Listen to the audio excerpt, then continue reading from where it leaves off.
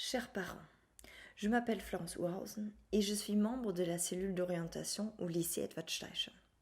Dans cette vidéo, je vais vous expliquer le système du cours de base et du cours avancé dans le cadre du cycle inférieur de l'enseignement secondaire général.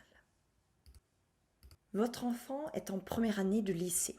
Ces derniers temps, il vous a peut-être raconté que ses professeurs d'allemand, de français et de mathématiques ont parfois utilisé les termes cours de base et cours avancé quand ils ont commenté les résultats des devoirs en classe et des tests. Avant de vous expliquer plus en détail le système de promotion, c'est-à-dire le système de notation lié à celui du cours de base et du cours avancé, je voudrais vous parler de façon un peu plus générale de l'orientation dans le cadre du cycle inférieur. Vous savez peut-être que votre enfant, qui est encore jeune, devra choisir une section spécifique ou une formation après la classe de 5e G. Dans les années à venir, il se posera certainement des questions.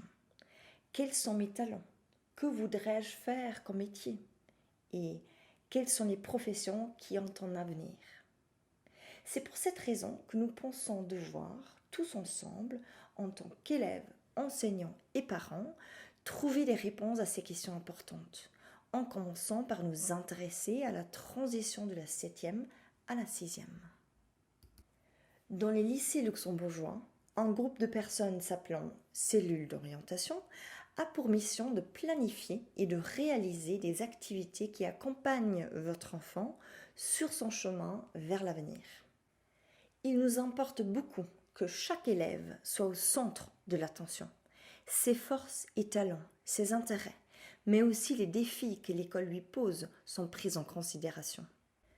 Le travail de la cellule d'orientation est d'ailleurs observable dans l'emploi du temps de l'élève, qui voit régulièrement son coach pédagogique et qui suit des cours Oscar. Je me pencherai maintenant sur la promotion dans l'ESG, où le système du cours de base et du cours avancé est essentiel. Comme vous le savez peut-être, ce système n'existe pas encore en 7e G, classe dans laquelle tous les élèves suivent le même cours dans chaque matière. À partir de la classe de 6e G, ceci est différent. L'allemand, le français et les mathématiques sont enseignés sous forme de différents cours divisés en 2 niveaux. Le niveau de base d'une part et le niveau avancé d'autre part. Ce système est bénéfique pour tous les élèves. Si votre enfant est par exemple doué en mathématiques et en allemand, mais qu'il a des difficultés en français, il suivra à partir de la 6e G le cours avancé dans les 2 premières matières. En français, il aura le soutien nécessaire dans le cours de base. Il pourra travailler à un rythme plus modéré.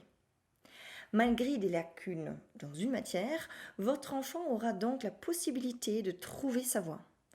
Le système présenté nous permet dès lors de mettre en place une meilleure différenciation de l'apprentissage. Voici un aperçu global des matières qui seront enseignées à votre enfant lors des 3 prochaines années. Le système du cours avancé et du cours de base est appliqué aux langues allemand, français et anglais, ainsi qu'aux mathématiques. Sur ce slide, vous voyez un exemple du bulletin que l'élève du LESC reçoit en fin d'année. Dans le cas présent, il s'agit de très bons résultats. Les moyennes annuelles dans les différentes matières, ainsi que les niveaux correspondants sont indiqués dans les colonnes à droite. On observe que l'élève a 2 niveaux forts et 1 niveau excellent. Le commentaire sur le bulletin contient une phrase qui nous informe que l'élève sera en 6e G l'année prochaine. Il est aussi écrit qu'il suivra un cours avancé en allemand, en français et en mathématiques. Si l'élève garde ces niveaux-là au-delà de la 5e G, il pourra poursuivre son chemin dans l'enseignement secondaire général. Le second bulletin présente aussi de bons résultats. L'élève a réussi son année, même si les mathématiques ne semblent pas être son point fort. Il est écrit que l'élève suivra un cours avancé en allemand et en français et un cours de base en mathématiques. Le conseil de classe a décidé que malgré sa note de 36 sur 60 points, l'élève intégrera un cours avancé en français l'année prochaine. Les enseignants ont pris cette décision car ils sont d'avis que les résultats de l'élève ne sont pas représentatifs de son réel potentiel. Vous vous demandez certainement comment votre enfant pourra intégrer le cours avancé. Ceci dépend du niveau de compétence dans la matière. Ce qui est important à savoir, c'est que la note de 40 sur 60 points permet à l'élève d'intégrer le cours avancé.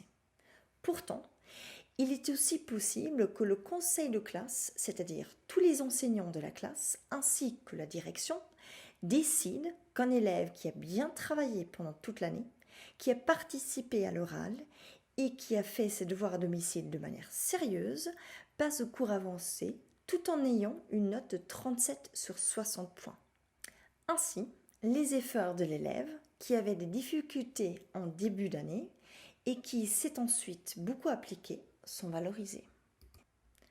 En ce qui concerne la 6e G, il faut savoir que la situation peut changer. Elle dépend des efforts et du travail de votre enfant. Les enseignants peuvent proposer à un élève en cours de base qui a bien travaillé lors du premier semestre de changer en cours avancé. Cette proposition nécessitera aussi l'accord des parents. Tous les élèves ont le droit de rester en cours avancé jusqu'à la fin de la 6e G, sauf si les parents demandent une réorientation vers le cours de base après le premier semestre. Il nous importe de trouver la classe et l'approche pédagogique qui conviennent le mieux à votre enfant pour qu'il se sente à l'aise et puisse apprendre selon ses capacités. Au cycle inférieur, il est donc possible qu'un élève redouble une classe ou soit réorienté vers la voie de la préparation.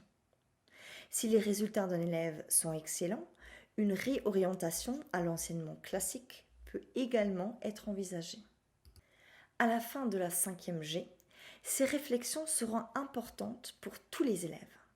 À ce moment-là, le conseil de classe décidera si l'élève suivra une formation théorique ou pratique. Ceci dépend non seulement des résultats scolaires de ce dernier, mais également de son attitude face au travail et de ses projets futurs. J'espère que j'ai pu vous aider et répondre à vos questions. S'il vous en reste encore, n'hésitez pas à contacter Jeff Burschgraf, qui est enseignant orienteur et responsable de la coordination de la cellule d'orientation. Au revoir et à bientôt.